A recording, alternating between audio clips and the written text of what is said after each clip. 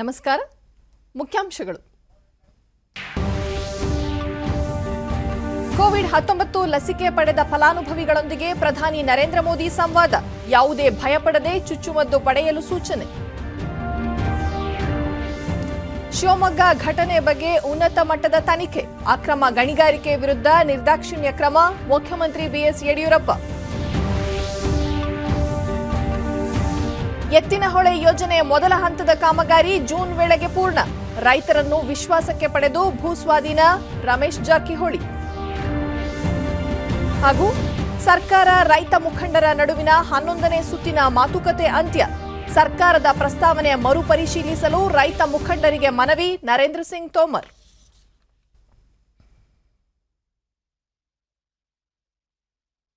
ವಾರ್ತೆಗಳ ವಿವರ.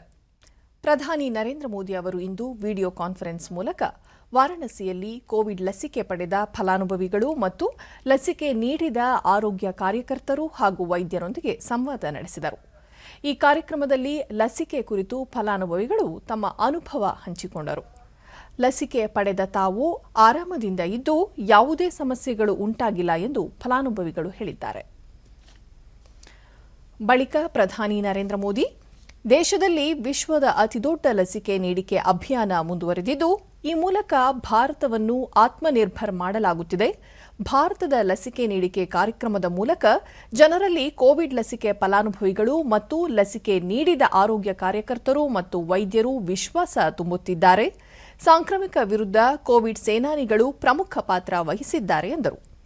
ಆರೋಗ್ಯ ಕಾರ್ಯಕರ್ತರು ತಾವಾಗಿಯೇ ಲಸಿಕೆ ಪಡೆಯುವುದರಿಂದ ಯಾವುದೇ ಭಯವಿಲ್ಲದೆ ಕಾರ್ಯನಿರ್ವಹಿಸಲು ಸಾಧ್ಯವಾಗಲಿದೆ. ಕೋವಿಡ್ ಲಸಿಕೆಗಳ ತುರ್ತು ಬಳಕೆಗೆ ಅನುಮೋದನೆ ನೀಡಿರುವುದು ರಾಜಕೀಯ ನಿರ್ಧಾರವಲ್ಲ. ವೈದ್ಯರು ಮತ್ತು ವಿಜ್ಞಾನಿಗಳೊಂದಿಗೆ ಹಲವು ಸುತ್ತಿನ ಚರ್ಚೆಗಳ ನಂತರ ಈ ನಿರ್ಧಾರ ತೆಗೆದುಕೊಳ್ಳಲಾಗಿದೆ. ಜನರು ಯಾವುದೇ ಭಯಪಡದೆ ತಮ್ಮ ಸರತಿ ಬಂದಾಗ ಲಸಿಕೆ ಪಡೆಯಬೇಕು. ದೇಶದ ಎಲ್ಲ ಭಾಗಗಳಿಗೆ ಲಸಿಕೆ ತಲುಪುತ್ತಿದೆ ಎಂದರು. ಅಸ್ಸಾಂನ ತೇಜ್ಪುರ್ ವಿಶ್ವವಿದ್ಯಾಲಯದ 18ನೇ ಘಟಿಕೋತ್ಸವದಲ್ಲಿ ಪ್ರಧಾನಿ ನರೇಂದ್ರ ಮೋದಿ ವಿಡಿಯೋ ಕಾನ್ಫರೆನ್ಸ್ ಮೂಲಕ ಭಾಷಣ ಮಾಡಿದರು. ಅಸ್ಸಾಂ ರಾಜ್ಯಪಾಲ ಪ್ರೊಫೆಸರ್ ಜಗದೀಶ್ ಮುಖಿ, ಮುಖ್ಯಮಂತ್ರಿ ಸರ್ಬಾನಂದ್ ಸೋನೋವಾಲ್ ಹಾಗೂ ಮತ್ತಿತರ ಗಣ್ಯರು ಉಪಸ್ಥಿತರಿದ್ದರು. ನಂತರ ಪ್ರಧಾನಿ ನರೇಂದ್ರ ಮೋದಿ ತೇಜ್ಪುರ್ ವಿಶ್ವವಿದ್ಯಾಲಯ ಆವಿಷ್ಕಾರಗಳಿಗೆ ಹೆಸರಾಗಿದೆ. ಈ ವಿಶ್ವವಿದ್ಯಾಲಯ ತೇಜ್ಪುರ್ನ ಹಿರಿಮೆಯನ್ನು ಹೆಚ್ಚಿಸಿದೆ. ವಿಶ್ವವಿದ್ಯಾಲಯದಲ್ಲಿ ಜೈವಿಕ ಅನಿಲ ಅಭಿವೃದ್ಧಿ ಕುರಿತ ಆವಿಷ್ಕಾರ ಪ್ರಶಂಸನೀಯ. ಈಶಾನ್ಯ ಭಾರತದ ಅಭಿವೃದ್ಧಿಗಾಗಿ ವಿಶ್ವವಿದ್ಯಾಲಯ ಶ್ರಮಿಸುತ್ತಿದೆ. ಈಶಾನ್ಯ ಭಾರತದ ಸಾಮರ್ಥ್ಯದ ಮೇಲೆ ದೇಶ ನಂಬಿಕೆ ಇಟ್ಟಿದೆ ಎಂದರು. ದೇಶ 75ನೇ ಸ್ವಾತಂತ್ರ್ಯೋತ್ಸವ ವರ್ಷಕ್ಕೆ ಕಾಲಿಡುತ್ತಿದೆ. ಸ್ವಾತಂತ್ರ್ಯಕ್ಕಾಗಿ ಅಸ್ಸಾಂನ ಅಪಾರ ಸಂಖ್ಯೆಯ ಜನರು ಕೊಡುಗೆ ನೀಡಿದ್ದಾರೆ. ಅನೇಕರು ತಮ್ಮ ಜೀವನವನ್ನು ತ್ಯಾಗ ಮಾಡಿದ್ದಾರೆ. ಇದೀಗ ನಾವೆಲ್ಲ ನವಭಾರತ, ಆತ್ಮನಿರ್ಭರ ಭಾರತಕ್ಕೆ ಜೀವನವನ್ನು ಶ್ರಮಿಸಬೇಕಾಗಿದೆ ಎಂದರು. ರಾಷ್ಟ್ರ ನಿರ್ಮಾಣಕ್ಕೆ ಕೊಡುಗೆ ನೀಡುವಂತೆ ವಿದ್ಯಾರ್ಥಿಗಳಿಗೆ ಕರೆ ನೀಡಿದ ಪ್ರಧಾನಿ, ನವಭಾರತದ ಯುವ ಪೀಳಿಗೆ ಸಮಸ್ಯೆಗಳನ್ನು ಅತ್ಯುತ್ಸಾಹದಿಂದ ಎದುರಿಸುತ್ತಿದ್ದಾರೆ. ಶಿಕ್ಷಣವು ದೇಶದ ಬೆಳವಣಿಗೆಯನ್ನು ವೃದ್ಧಿಸಲಿದೆ. ನೂತನ ಶಿಕ್ಷಣ ನೀತಿಯು ಹೊಸ ತಂತ್ರಜ್ಞಾನ, ಬಹುಶಿಸ್ತಿನ ಕಲಿಕೆ ಮತ್ತು ಕೌಶಲ್ಯ ಅಭಿವೃದ್ಧಿಗೆ ಒತ್ತು ನೀಡಿದೆ ಎಂದರು. ಕೋವಿಡ್ ಸಾಂಕ್ರಾಮಿಕ ವಿರುದ್ಧ ಹೋರಾಟದಲ್ಲಿ ದೇಶದ ಪ್ರತಿಯೊಬ್ಬರೂ ಕೈಜೋಡಿಸಿದ್ದಾರೆ. ಭಾರತದ ಆರೋಗ್ಯ ಮೂಲಸೌಕರ್ಯದಿಂದ ಸಾಂಕ್ರಾಮಿಕ ಎದುರಿಸಲು ಸಾಧ್ಯವಾಗಿದೆ. ದೇಶದಲ್ಲಿ ವಿಶ್ವದ ಅತಿದೊಡ್ಡ ಲಸಿಕೆ ನೀಡಿಕೆ ಅಭಿಯಾನ ಕೈಗೆತ್ತಿಕೊಳ್ಳಲಾಗಿದೆ. ದೇಶವನ್ನು 2047ರ ವೇಳೆಗೆ ಭಾರತ ಹೊಸ ಎತ್ತರಗಳಿಗೆ ಕೊಂಡೊಯ್ಯಲು ಎಲ್ಲರೂ ಭಾಗಿಯಾಗಬೇಕಾಗಿದೆ ಎಂದರು. तेजपुर यूनिवर्सिटी में जो सीखा वो असम की प्रगति को, देश की प्रगति को गति देगा, नई ऊंचाई देगा. साथियों, इस भरोसे की कई वजह भी हैं. पहला, तेजपुर का यह ऐतिहासिक स्थान इसके पौराणिक इतिहास से मिलने वाली प्रेरणा. दूसरा, तेजपुर विश्वविद्यालय में आप जो काम कर रहे हैं वो मुझे बताया गया है कि वो बहुत ही उत्साह जगाता है. और तीसरा, पूर्वी भारत के सामर्थ्य पर यहाँ के लोगों, यहाँ के नौजवानों की क्षमताओं पर राष्ट्र निर्माण के उनके प्रयासों पर सिर्फ मेरा ही नहीं, ಈ ಕಾರ್ಯಕ್ರಮದಲ್ಲಿ 2020ನೇ ಸಾಲಿನಲ್ಲಿ ತೇರ್ಗಡೆಯಾಗಿರುವ 218 ವಿದ್ಯಾರ್ಥಿಗಳಿಗೆ ಪದವಿ ಹಾಗೂ ಡಿಪ್ಲೊಮೊ ತೇರ್ಗಡೆ ಪ್ರಮಾಣ ಪತ್ರಗಳನ್ನು ಪ್ರದಾನ ಮಾಡಲಾಯಿತು. ಶಿವಮೊಗ್ಗ ಜಿಲ್ಲೆಯ ಅಬ್ಬಲಗೆರೆ ಹುಣಸೋಡು ಬಳಿ ಲಾರಿಯಲ್ಲಿದ್ದ ಜಿಲೆಟಿನ್ ಕಡ್ಡಿಗಳು ಸ್ಫೋಟಗೊಂಡು 5 ಕಾರ್ಮಿಕರು ಮೃತಪಟ್ಟಿರುವ ಘಟನೆ ನಿನ್ನೆ ರಾತ್ರಿ ನಡೆದಿದೆ. ಮೃತರು ಕಲ್ಲು ಕ್ವಾರಿಯಲ್ಲಿ ಕೆಲಸ ನಿರ್ಮಿಸುತ್ತಿದ್ದ ಕಾರ್ಮಿಕರೆಂದು ತಿಳಿದುಬಂದಿದೆ. 2 ಮೃತದೇಹಗಳನ್ನು ಪತ್ತೆ ಮಾಡಲಾಗಿದೆ. ಸ್ಥಳಕ್ಕೆ ಜಿಲ್ಲಾಧಿಕಾರಿ ಮತ್ತು ಜಿಲ್ಲಾ ಪೊಲೀಸ್ ವರಿಷ್ಠಾಧಿಕಾರಿಗಳು ಭೇಟಿ ನೀಡಿದ್ದು ಹೆಚ್ಚಿನ ತನಿಖೆ ಕೈಗೊಂಡಿದ್ದಾರೆ. ಸ್ಫೋಟದಿಂದ ಭಾರೀ ಸದ್ದು ಉಂಟಾಗಿದ್ದು ಶಿವಮೊಗ್ಗ ನಗರದ ಬಹುತೇಕ ಭಾಗದ ಜನರು ಆತಂಕಕ್ಕೆ ಒಳಗಾಗಿದ್ದರು.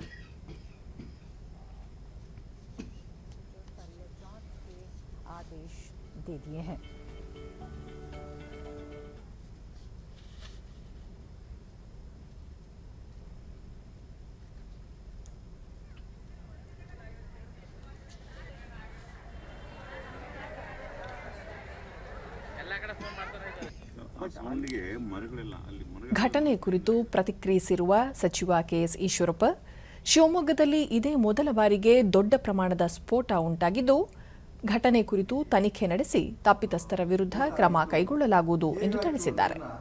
ಯಾರೂ ಊಹೆ ಮಾಡೋಕ್ಕಾಗಲ್ಲ, ಅಷ್ಟರ ಮಟ್ಟಿಗೆ ಆಗಿದೆ. ಶಿವಮೊಗ್ಗ ಪಕ್ಕದಲ್ಲಿರುವಂತಹ ಹಳ್ಳಿನ ಅಲ್ಲಾಗಿರುವಂತಹ ಈ ಸ್ಫೋಟ ಶೃಂಗೇರಿ ತನಕನೂ ಹೋಗಿದೆ ಅಂತ ಸುದ್ದಿ. ಅಕ್ರಮವಾಗಿ ನಡೀತಾ ಇರೋಂಥದ್ರ ಬಗ್ಗೆ ಮುಲಾಜಿದ್ದ ನಾವು ಕ್ರಮ ತಗೊಂಡಿದ್ದೀವಿ ಮತ್ತು ತಗೋತೀವಿ. ಇದರಲ್ಲೇನು ಪ್ರಶ್ನೆ ಇಲ್ಲ. ಇಲ್ಲಿ ಪ್ರಶ್ನೆ ಬಂದಿರೋದು ಇದು ಇವತ್ತು ನೆನ್ನೆದಲ್ಲ. ಇಡೀ ರಾಜ್ಯದಲ್ಲಿ ಬೇಕಾದಷ್ಟು ಕಡೆ ಗಣಿಗಾರಿಕೆ ನಡೀತಾ ಇದೆ. ಅಕ್ರಮವಾಗಿ ಗಣಿಗಾರಿಕೆ ನಡೀತೀವೋ ಕ್ರಮಬದ್ಧವಾಗಿ ನಡೀತಿದ್ರೆ ಬೇರೆ. ಕ್ರಮಬದ್ಧವಾಗಿ ನಡೀತಾ ಇದ್ದರೆ ಹಾಗಾದರೆ ಈ ಸ್ಫೋಟಕ್ಕೆ ಬಂದು ಇದಾಗ್ಬೋದಾ? ಇಲ್ಲ. ಪ್ರಶ್ನೆ ಅಕ್ರಮ ಅಥವಾ ಕ್ರಮಬದ್ಧ ಎರಡೂ ಇಲ್ಲಿ ಪ್ರಶ್ನೆ ಅಲ್ಲ. ಇಲ್ಲಿ ಪ್ರಶ್ನೆ ಯಾವ ವಸ್ತುಗಳಲ್ಲಿ ಬಂದಿತ್ತು, ಇದ್ರ ಬಗ್ಗೆ ಸವಿವರವಾದ ವರದಿ ಬಂದಂತ ನಿಮಗೆ ತಿಳಿಸ್ತೀನಿ. ಘಟನೆ ಕುರಿತು ಮಾಹಿತಿ ಲಭಿಸಿದ ತಕ್ಷಣ ಸ್ಥಳಕ್ಕೆ ಭೇಟಿ ನೀಡಿ ಪರಿಶೀಲನೆ ನಡೆಸಿದ್ದೇವೆ. ಅಗ್ನಿಶಾಮಕ ದಳ ಮತ್ತು ಪೊಲೀಸರು ಪರಿಹಾರ ಕಾರ್ಯದಲ್ಲಿ ತೊಡಗಿದ್ದು ಘಟನೆ ಕುರಿತು ಹೆಚ್ಚಿನ ತನಿಖೆ ನಡೆಸುತ್ತಿರುವುದಾಗಿ ಜಿಲ್ಲಾಧಿಕಾರಿ ಶಿವಕುಮಾರ್ ತಿಳಿಸಿದ್ದಾರೆ. ಗಾಡಿ ನಮಗೆ ಆ ಥರ ಎಕ್ಸ್ಪ್ಲೋಸಿವ್ ಬ್ಲಾಸ್ಟ್ ಆಗಿರುವುದು ನಮಗೆ ಸಿಕ್ಕಿದೆ. ಇದರ ಬಗ್ಗೆ ನಾವು ವಿಪತ್ತು ನಿರ್ವಹಣೆ ಮೇಲಧಿಕಾರಿಗಳ ಜೊತೆಗೆ ನಾವು ಮಾತನಾಡಿದ್ದೀವಿ. ನಮಗೆ ಏನೇನು ಎಲ್ಲ ಘಟನೆಗಳಾಗಿದೆ ಎಲ್ಲವನ್ನೂ ಅವ್ರ ಗಮನಕ್ಕೆ ತಂದ ಮೇಲೆ ಇದರದ್ದು ಯಾವುದು ಇದರಿಂದ ಶಬ್ದ ಬಂದಿದೆಯಾ ಇಲ್ಲ ಬೇರೆ ಯಾವುದೇ ರೀತಿಯಲ್ಲಿ ಇದು ಬ್ಲಾಸ್ಟ್ ಆಗಿದೆಯಾ ಇಂಥ ಬೇರೆ ಬೇರೆ ನಮಗೆ ಕನ್ಫ್ಯೂಷನ್ಸ್ ಇದೆ. ಈ ಘಟನೆ ಕುರಿತು ತೀವ್ರ ಸಂತಾಪ ವ್ಯಕ್ತಪಡಿಸಿದ ಪ್ರಧಾನಿ ನರೇಂದ್ರ ಮೋದಿ ತಮ್ಮ ಟ್ವೀಟ್ ಸಂದೇಶದಲ್ಲಿ ಗಾಯಾಳುಗಳು ಶೀಘ್ರ ಗುಣಮುಖರಾಗಲಿ, ರಾಜ್ಯ ಸರ್ಕಾರ ಘಟನೆಯಲ್ಲಿ ಸಂಕಷ್ಟಕ್ಕೆ ಸಿಲುಕಿದವರಿಗೆ ಅಗತ್ಯ ನೆರವು ನೀಡುತ್ತಿದೆ ಎಂದು ತಿಳಿಸಿದ್ದಾರೆ. ಮುಖ್ಯಮಂತ್ರಿ ಬಿಎಸ್ ಯಡಿಯೂರಪ್ಪ ಕೂಡ ತಮ್ಮ ಟ್ವೀಟ್ ಸಂದೇಶದಲ್ಲಿ ಘಟನೆಯಲ್ಲಿ ಅನೇಕ ಮಂದಿ ಸಾವನ್ನಪ್ಪಿರುವ ಸುದ್ದಿ ಆಘಾತಕಾರಿ, ಮೃತಪಟ್ಟವರ ಕುಟುಂಬದವರಿಗೆ ದುಃಖ ಭರಿಸುವ ಶಕ್ತಿ ಲಭಿಸಲಿ ಎಂದು ಸಂತಾಪ ವ್ಯಕ್ತಪಡಿಸಿ ಹಿರಿಯ ಅಧಿಕಾರಿಗಳೊಂದಿಗೆ ಸಂಪರ್ಕದಲ್ಲಿದ್ದು ರಕ್ಷಣಾ ಕಾರ್ಯಾಚರಣೆಗೆ ವಿಶೇಷ ತಂಡಗಳನ್ನು ರವಾನಿಸಲಾಗಿದೆ. ಈ ಘಟನೆ ಕುರಿತು ಉನ್ನತ ಮಟ್ಟದ ತನಿಖೆಗೆ ಆದೇಶಿಸಲಾಗಿದ್ದು ತಪ್ಪಿತಸ್ಥರ ವಿರುದ್ಧ ಕಠಿಣ ಕ್ರಮ ಕೈಗೊಳ್ಳಲಾಗುವುದು. ಮೃತರ ಕುಟುಂಬಕ್ಕೆ ತಲಾ 5 ಲಕ್ಷ ರೂಪಾಯಿ ಪರಿಹಾರ ನೀಡಲಾಗುವುದು ಎಂದು ತಿಳಿಸಿದ್ದಾರೆ. ಶಿವಮೊಗ್ಗ ಹೊರವಲಯದ ಕಲ್ಲು ಗಣಿಯಲ್ಲಿ ಸಂಭವಿಸಿದ ಭಾರೀ ಸ್ಫೋಟದಲ್ಲಿ ಸಾವು ನೋವು ಸಂಭವಿಸಿರುವುದಕ್ಕೆ ಕೇಂದ್ರ ರಾಸಾಯನಿಕ ಮತ್ತು ರಸಗೊಬ್ಬರ ಖಾತೆ ಸಚಿವ ಡಿವಿ ಸದಾನಂದಗೌಡ ದಿಗ್ಭ್ರಮೆ ವ್ಯಕ್ತಪಡಿಸಿದ್ದಾರೆ. ಗಣಿಗಾರಿಕೆಗೆ ಬಳಸುವ ಸ್ಫೋಟಕಗಳನ್ನು ಎಚ್ಚರಿಕೆಯಿಂದ ನಿರ್ವಹಣೆ ಮಾಡಬೇಕು. ನಿರ್ಲಕ್ಷ್ಯ ವಹಿಸಿದರೆ ಇಂತಹ ದುರಂತ ಸಂಭವಿಸುತ್ತದೆ. ಗಣಿಗಳಲ್ಲಿ ಬಳಸುವ ಸ್ಫೋಟಕ ಸಾಗಣೆ ಸಂಗ್ರಹ ಗಣಿಗಳಲ್ಲಿ ನಿಯಂತ್ರಿತವಾಗಿ ಸ್ಫೋಟಿಸುವ ಬಗ್ಗೆ ಸ್ಪಷ್ಟ ಮಾರ್ಗಸೂಚಿ ಇದೆ. ಈ ಮಾರ್ಗಸೂಚಿಯನ್ನು ಅಧಿಕಾರಿಗಳು ಚಾಚೂ ತಪ್ಪದೆ ಅನುಷ್ಠಾನಕ್ಕೆ ತರಬೇಕು ಎಂದು ಸಚಿವರು ತಿಳಿಸಿದರು.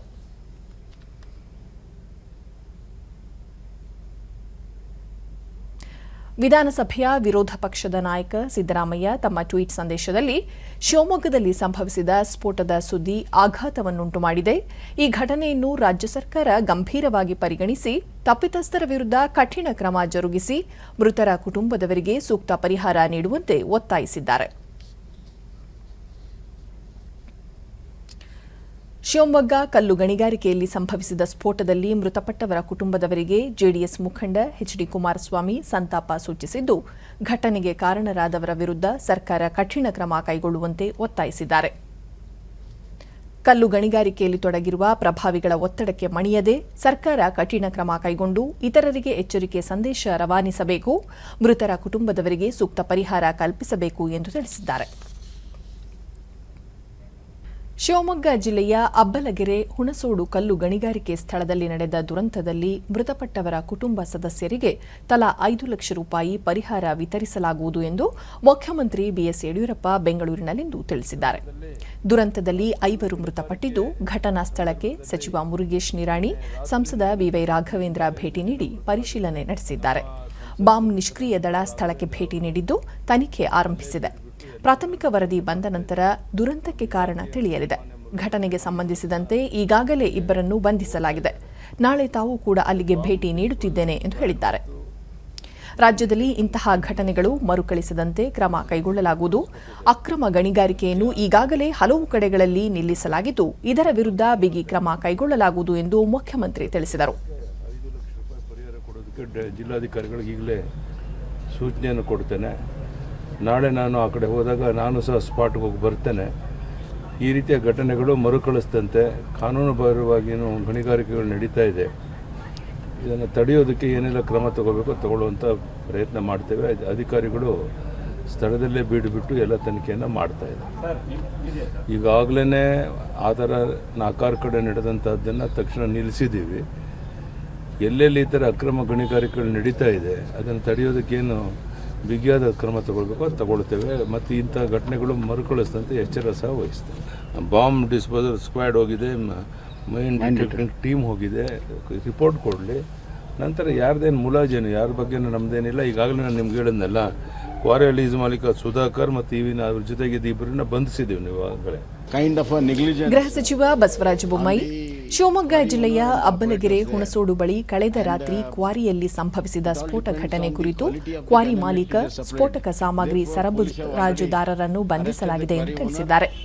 ಘಟನಾ ಸ್ಥಳದಲ್ಲಿ ಇಡಲಾಗಿದ್ದ ಭಾರೀ ಪ್ರಮಾಣದ ಡೈನಮೈಟ್ನಿಂದ ಸ್ಫೋಟ ಸಂಭವಿಸಿದೆ.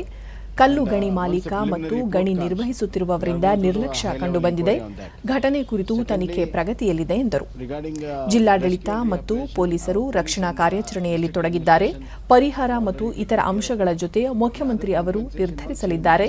ಇಡೀ ಪ್ರದೇಶವನ್ನು ತೆರವುಗೊಳಿಸಿದ ನಂತರ ಸಾವು ನೋವು ಕುರಿತ ಪೂರ್ಣ ಮಾಹಿತಿ ಲಭ್ಯವಾಗಲಿದೆ ಎಂದು ಹೇಳಿದ್ದಾರೆ. 5 ಕಾರ್ಮಿಕರು ಮೃತಪಟ್ಟ ಶಿವಮೊಗ್ಗ ಜಿಲ್ಲೆಯ ಅಬ್ಬಲಗೆರೆ ಹುಣಸೋಡು ಗ್ರಾಮಕ್ಕೆ ಗಣಿ ಮತ್ತು ಭೂವಿಜ್ಞಾನ ಖಾತೆ ಸಚಿವ ಮುರುಗೇಶ್ ನಿರಾಣಿ ಇಂದು ಭೇಟಿ ನೀಡಿ ಪರಿಶೀಲನೆ ನಡೆಸಿದರು.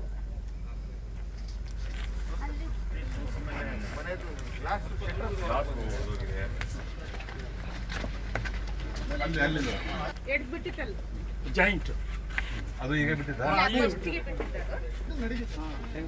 ಸ್ವಲ್ಪ ಹಾಗೇನೆ ಮಾಡಿ ಬಂದು ನೀರು ಗ್ಲಾಸ್ ಶಟರ್ಸ್ ಇದೆಯಲ್ಲ ಸರ್, ಬಳಿಕ ಅವರು ದುರಂತದ ಬಗ್ಗೆ ಉನ್ನತ ಮಟ್ಟದ ತನಿಖೆಗೆ ಆದೇಶಿಸಲಾಗಿದೆ. ತಪ್ಪಿತಸ್ಥರ ವಿರುದ್ಧ ಕ್ರಮ ಕೈಗೊಳ್ಳಲಾಗುವುದು. ಕಾನೂನು ಚೌಕಟ್ಟು ಮೀರಿ ಅಕ್ರಮ ಗಣಿಗಾರಿಕೆಯಲ್ಲಿ ತೊಡಗಿರುವವರ ವಿರುದ್ಧವೂ ನಿರ್ದಾಕ್ಷಿಣ್ಯ ಕ್ರಮ ಕೈಗೊಳ್ಳಲಾಗುತ್ತದೆ ಎಂದರು. ಸಂತ್ರಸ್ತ ಕುಟುಂಬಗಳಿಗೆ ಮುಖ್ಯಮಂತ್ರಿ ಅವರು 5 ಲಕ್ಷ ರೂಪಾಯಿ ಪರಿಹಾರ ಘೋಷಿಸಿದ್ದಾರೆ.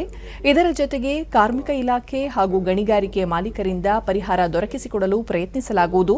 ಅಕ್ರಮ ಗಣಿಗಾರಿಕೆ ನಡೆಸುತ್ತಿರುವವರಿಗೆ ಈಗಾಗಲೇ ನೋಟಿಸ್ ಜಾರಿ ಮಾಡಲಾಗಿದೆ ಎಂದು ತಿಳಿಸಿದರು. ಘಟನೆಯ ಹಿನ್ನೆಲೆಯಲ್ಲಿ ಗೌರವಾನ್ವಿತ ಮುಖ್ಯಮಂತ್ರಿಗಳು ಸಾವನ್ನಪ್ಪಿರುವಂಥ ಕುಟುಂಬಗಳಿಗೆ 5 ಲಕ್ಷ ರೂಪಾಯಿಯನ್ನು ಘೋಷಣೆ ಮಾಡಿದ್ದಾರೆ. ಆ ಕುಟುಂಬಗಳಿಗೆ ಯಾವ ರೀತಿ ಸಹಾಯ ಸಹಕಾರಗಳನ್ನು ಮಾಡಬೇಕು ಅನ್ನೋದು ಸಹಿತ ಅದನ್ನು ಕಾರ್ಮಿಕ ಇಲಾಖೆಯಿಂದ ಮತ್ತು ಮೈನ್ಸ್ ಆ್ಯಂಡ್ ಜಿಯಾಲಜಿ ಡಿಪಾರ್ಟ್ಮೆಂಟಿಂದ ಅದನ್ನೇ ಅವ್ರಿಗೆ ಒಂದು ಕಾಂಪೆನ್ಸೇಷನ್ ಅಮೌಂಟನ್ನು ಪರಿಹಾರವನ್ನು ಕೊಡುವಂಥದ್ದು ಕಡೆ ನಾವು ಗಮನ ಹರಿಸ್ತಾ ಇದ್ದೀವಿ. ಶಿವಮೊಗ್ಗದಲ್ಲಿ ನಿನ್ನೆ ತಡರಾತ್ರಿ ಸಂಭವಿಸಿದ ಭಾರೀ ಸ್ಫೋಟದಿಂದ ಭದ್ರಾ ಜಲಾಶಯಕ್ಕೆ ಯಾವುದೇ ಅಪಾಯ ಎದುರಾಗಿಲ್ಲ. ರೈತರು ಆತಂಕ ಪಡುವ ಅಗತ್ಯವಿಲ್ಲ ಎಂದು ಭದ್ರಾ ಅಚ್ಚುಕಟ್ಟು ಅಭಿವೃದ್ಧಿ ಪ್ರಾಧಿಕಾರದ ಅಧ್ಯಕ್ಷೆ ಪವಿತ್ರ ರಾಮಯ್ಯ ತಿಳಿಸಿದ್ದಾರೆ. ಭದ್ರಾ ಕಾಡಾ ಪ್ರಾಧಿಕಾರ ಸುಮಾರು 12 ಜಿಲ್ಲೆಗಳ ವ್ಯಾಪ್ತಿ ಹೊಂದಿದ್ದು, ಭದ್ರಾ ಜಲಾಶಯದಿಂದ ಸುಮಾರು 5 ಲಕ್ಷ ಹೆಕ್ಟೇರ್ ಪ್ರದೇಶಕ್ಕೆ ನೀರು ಪೂರೈಕೆಯಾಗುತ್ತಿದೆ. ಅಚ್ಚುಕಟ್ಟು ಪ್ರದೇಶದ ಲಕ್ಷಾಂತರ ರೈತರು ಭದ್ರಾ ಜಲಾಶಯ ಅವಲಂಬಿಸಿ ಕೃಷಿ ಚಟುವಟಿಕೆಗಳಲ್ಲಿ ತೊಡಗಿದ್ದಾರೆ ಎಂದು ತಿಳಿಸಿದರು. ಹಾಸನ ಜಿಲ್ಲೆಯ ಬೇಲೂರು ತಾಲೂಕಿನ ಬೆಟ್ಟದಾಲೂರು ಬಳಿ ನಡೆಯುತ್ತಿರುವ ಎತ್ತಿನಹೊಳೆ ಯೋಜನೆಯ ಕಾಮಗಾರಿಗಳನ್ನು ಜಲಸಂಪನ್ಮೂಲ ಸಚಿವ ರಮೇಶ್ ಜಾರಕಿಹೊಳಿ ಇಂದು ಪರಿಶೀಲಿಸಿದರು.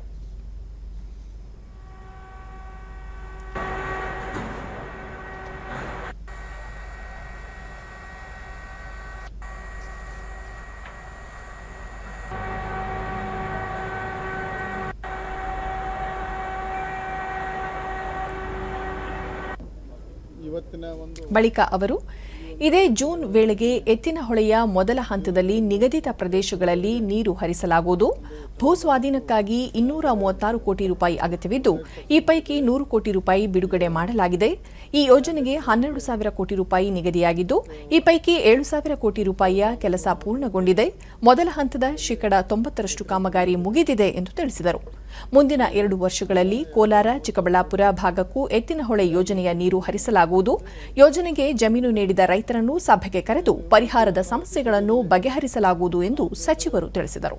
ಸರ್ಕಾರದಿಂದ ಬಿಡುಗಡೆ ಮಾಡಕ್ಕೆ ಪ್ರಯತ್ನ ಮಾಡಿದ್ದೀನಿ. ಆದಷ್ಟು ಮುಂದಿನ ಜೂನ್ನಲ್ಲಿ 33ಕ್ಕೆ ಮೊದಲೇ ಹಂತದ ನೀರಾವರಿ ಕೊಡಲಿಕ್ಕೆ ಎಲ್ಲ ಥರ ಸಿದ್ಧತೆ ಮಾಡಿದ್ದೇವೆ. 12,000 ಕೋಟಿ DPR ಮುಖಾಂತರ ಸ್ಟಾರ್ಟ್ ಆಗಿ ಇವತ್ತು 7,000 ಕೋಟಿ ಖರ್ಚಾಗಿದೆ. ಇನ್ನೂ ಉಳಿದ ಅನುದಾನ ಕೊಟ್ಟು ಈಗ 33 ಮತ್ತು 210 ಕಿಲೋಮೀಟ್ರ್ ಬೈರುಗೊಂಡ ಜಲಾಶಯ ಯೋಜನೆವರೆಗೆ ಮುಂದಿನ ಹಂತದಲ್ಲಿ ಅದನ್ನು ಸಹಿತ ಅಲ್ಲಿ ಏನಪ್ಪ ಮಾಡಬೇಕು ಅನ್ನೋದು ಮುಂದಿನದಲ್ಲಿ ಅಲ್ಲಿ ವಿಸಿಟ್ ಮಾಡಿ ನೀರು ಕೊಡಲಿಕ್ಕೆ ಎಲ್ಲ ಥರ ತಯಾರಿ ಮಾಡ್ತಾ ಈ ಸಂದರ್ಭ ಹೇಳಕ್ಕೆ ಇಚ್ಛೆಪಡ್ತೀವಿ. ಸರ್ಕಾರ ಮತ್ತು ಪ್ರತಿಭಟನಾ ನಿರತ ರೈತ ಮುಖಂಡರ ನಡುವಿನ 11ನೇ ಸುತ್ತಿನ ಮಾತುಕತೆ ಯಾವುದೇ ಒಮ್ಮತ ಮೂಡದೆ ಅಂತ್ಯಗೊಂಡಿದೆ. ದೆಹಲಿಯಲ್ಲಿಂದು ನಡೆದ ಸಭೆಯಲ್ಲಿ ಕೇಂದ್ರ ಸಚಿವರಾದ ನರೇಂದ್ರ ಸಿಂಗ್ ತೋಮರ್, ಪಿಯೂಷ್ ಗೋಯಲ್ ಮತ್ತು ರೈತ ಸಂಘಟನೆಗಳ ಮುಖಂಡರು ಪಾಲ್ಗೊಂಡಿದ್ದರು. ಸಭೆ ನಂತರ ನರೇಂದ್ರ ಸಿಂಗ್ ತೋಮರ್ ರೈತರ ಹಿತದೃಷ್ಟಿಯಿಂದ ಸರ್ಕಾರದ ಪ್ರಸ್ತಾವನೆಯನ್ನು ಮರುಪರಿಶೀಲಿಸುವಂತೆ ಸಭೆಯಲ್ಲಿ ರೈತ ಮುಖಂಡರಿಗೆ ಕೇಳಲಾಯಿತು. ನಾಳೆ ಪ್ರಸ್ತಾವನೆಗಳ ಕುರಿತಂತೆ ನಿರ್ಧಾರ ತೆಗೆದುಕೊಳ್ಳಲು ರೈತ ಮುಖಂಡರಿಗೆ ಮನವಿ ಮಾಡಲಾಗಿದೆ.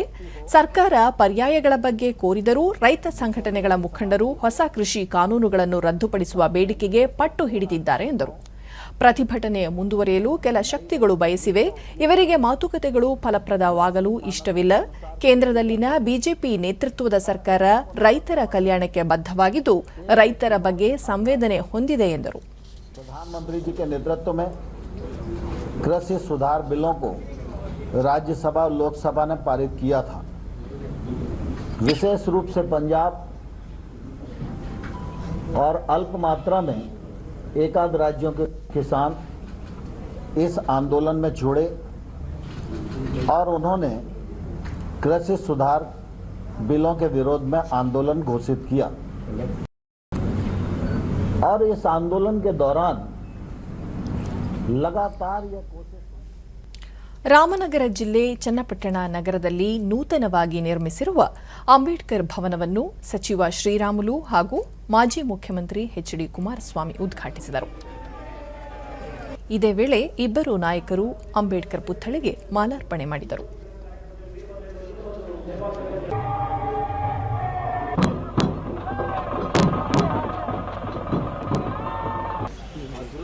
ಡಿಡಿ ನ್ಯೂಸ್ನೊಂದಿಗೆ ಶ್ರೀರಾಮುಲು, ಶಿವಮೊಗ್ಗದಲ್ಲಿ ನಡೆದ ದುರಂತ ನಿಜಕ್ಕೂ ಬೇಸರ ತರಿಸಿದೆ.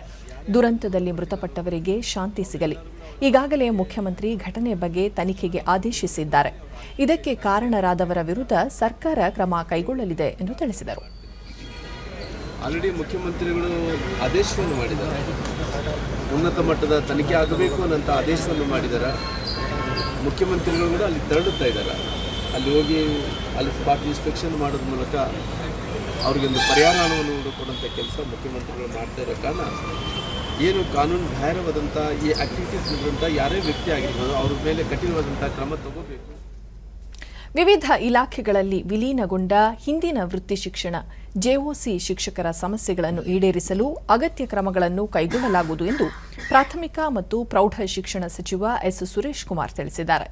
ಬೆಂಗಳೂರಿನಲ್ಲಿಂದು ರಾಜ್ಯ ಮಾಧ್ಯಮಿಕ ಶಿಕ್ಷಕರ ಸಂಘದ ಪದಾಧಿಕಾರಿಗಳು ಹಾಗೂ ಪದವೀಧರ ಹಾಗೂ ಶಿಕ್ಷಕರ ಕ್ಷೇತ್ರದ ವಿಧಾನ ಪರಿಷತ್ ಸದಸ್ಯರೊಂದಿಗೆ ಸಭೆ ನಡೆಸಿದ ಬಳಿಕ ಅವರು ಮಾತನಾಡಿದರು. ಕೆಲವು ಜೆಒಸಿ ಶಿಕ್ಷಕರ ಸಮಸ್ಯೆ ಬಹಳ ಕಾಲದಿಂದ ನೆನೆಗುದಿಗೆ ಬಿದ್ದಿದೆ.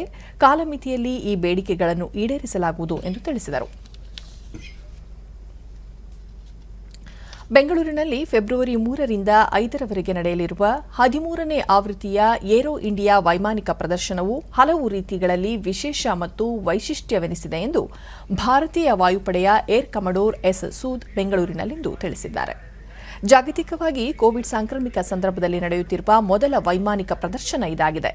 3 ದಿನಗಳ ಪ್ರದರ್ಶನದ ಮೊದಲ ದಿನ ಹೈಬ್ರಿಡ್ ಮಾದರಿಯಲ್ಲಿ ಆಯೋಜಿಸಲಾಗಿದೆ.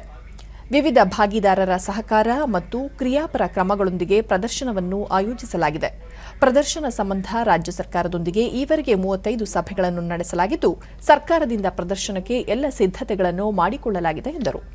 ಪ್ರದರ್ಶನ ನಡೆಯುವ ಸ್ಥಳ ಮತ್ತು ಸಂಬಂಧಿತ ಸೇವೆಗಳು ಹಾಗೂ ವೈಮಾನಿಕ ಬೆದರಿಕೆಗಳನ್ನು ಎದುರಿಸುವ ಜವಾಬ್ದಾರಿಯನ್ನು ಭಾರತೀಯ ವಾಯುಪಡೆ ನಿರ್ವಹಿಸಲಿದೆ. ವೈಮಾನಿಕ ಪ್ರದರ್ಶನ ಕುರಿತಂತೆ ರಕ್ಷಣಾ ಸಚಿವಾಲಯ A121 ಆಪ್ ಆರಂಭಿಸಿದೆ ಎಂದರು. ಈ ಬಾರಿ ಸೂರ್ಯಕಿರಣ್ ಹಾಗೂ ಸಾರಂಗ್ ವಿಮಾನ ಪ್ರದರ್ಶನದ ಕೇಂದ್ರ ಬಿಂದುವಾಗಿದ್ದು, ಪ್ರದರ್ಶನದಲ್ಲಿ ಗಮನ ಸೆಳೆಯಲಿವೆ. ವೈಮಾನಿಕ ಪ್ರದರ್ಶನ ವೀಕ್ಷಣೆಗೆ ಆಗಮಿಸುವವರಿಗೆ RT-PCR ಕಡ್ಡಾಯಗೊಳಿಸಲಾಗಿದ್ದು, ಪ್ರದರ್ಶನ ಸ್ಥಳಕ್ಕೆ ಪ್ರವೇಶಿಸುವಾಗ ಥರ್ಮಲ್ ಸ್ಕ್ಯಾನಿಂಗ್ ಪರೀಕ್ಷೆ ನಡೆಯಲಿದೆ. ಹೆಚ್ಚಿನ ಉಷ್ಣಾಂಶ ಕಂಡುಬಂದರೆ ಅಂತಹವರನ್ನು ಇರಿಸಲು ಐಸೋಲೇಷನ್ ಕೇಂದ್ರ ತೆರೆಯಲಾಗಿದೆ ಎಂದರು. ಕಳೆದ ಬಾರಿಯ ಪ್ರದರ್ಶನದ ವೇಳೆ ವಾಹನ ಪಾರ್ಕಿಂಗ್ ಸ್ಥಳದಲ್ಲಿ ಉಂಟಾಗಿದ್ದ ಬೆಂಕಿ ಅವಘಡದ ಹಿನ್ನೆಲೆಯಲ್ಲಿ ಈ ಬಾರಿ ಹಲವು ಮುಂಜಾಗ್ರತಾ ಕ್ರಮಗಳನ್ನು ಕೈಗೊಳ್ಳಲಾಗಿದೆ. ಪಾರ್ಕಿಂಗ್ ಸ್ಥಳದಲ್ಲಿ ಸಿಸಿಟಿವಿ ವ್ಯವಸ್ಥೆ ಕಲ್ಪಿಸಲಾಗಿದೆ. ಹೆಚ್ಚುವರಿ ಅಗ್ನಿಶಾಮಕ ವಾಹನಗಳನ್ನು ನಿಯೋಜಿಸಲು ಸೂಚಿಸಲಾಗಿದೆ ಎಂದು ಅವರು ತಿಳಿಸಿದ್ದಾರೆ.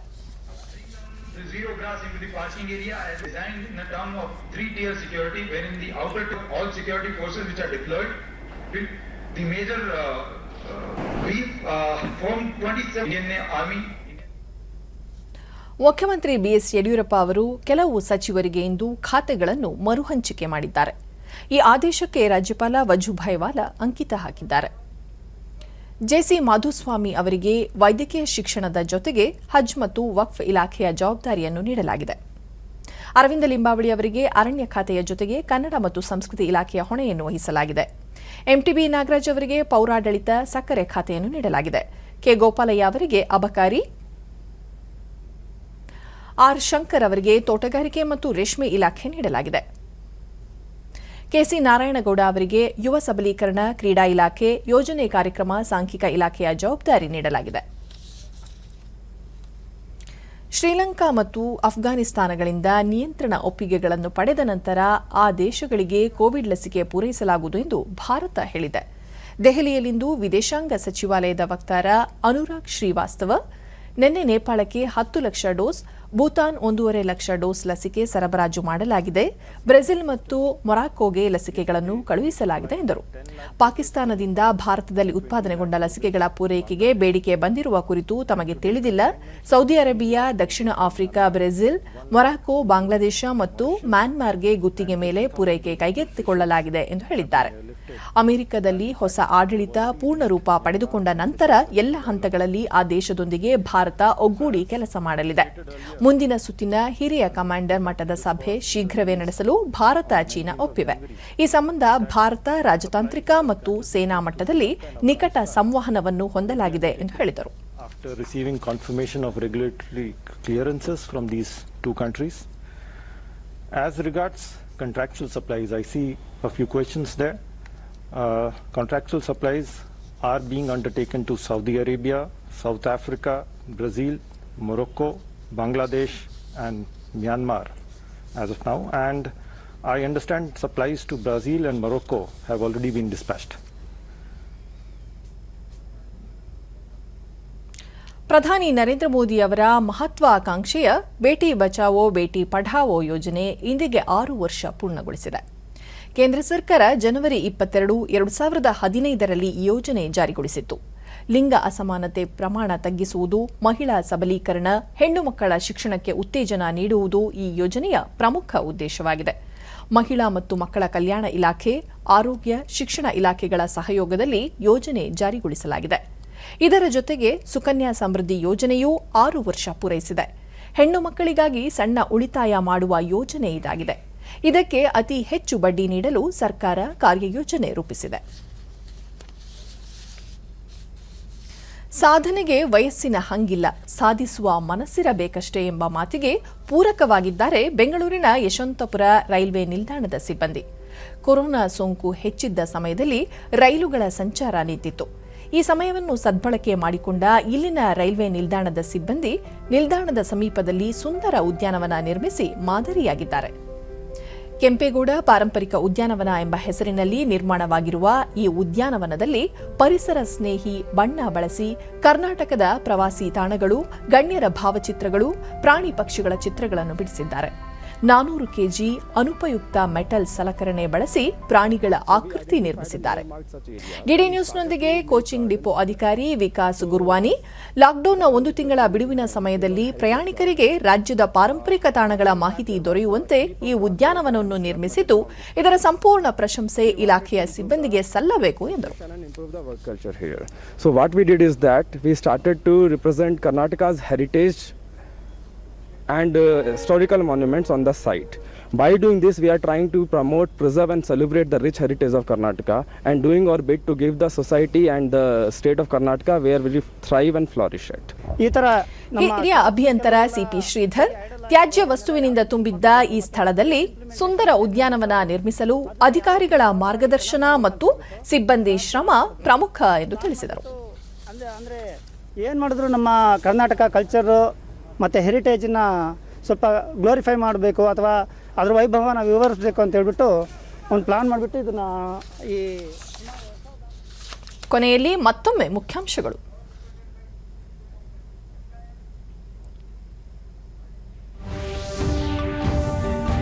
ಕೋವಿಡ್-19 ಲಸಿಕೆ ಪಡೆದ ಫಲಾನುಭವಿಗಳೊಂದಿಗೆ ಪ್ರಧಾನಿ ನರೇಂದ್ರ ಮೋದಿ ಸಂವಾದ.